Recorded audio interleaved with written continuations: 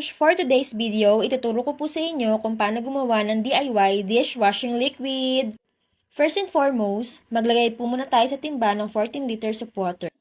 Next, ilagay po natin ng S-less gel, then ng surfactant. Marahan po nating ihalo sa malinis na tubig. Next po ang premix calamansi scent, and then ibabad ng 20 minutes.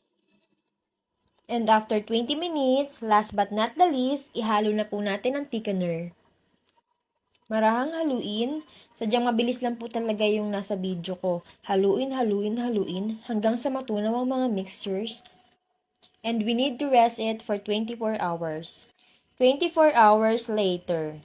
So, ayun na nga mga mami. Rin gumawa. Don't forget to click the yellow basket. Thank you so much for watching.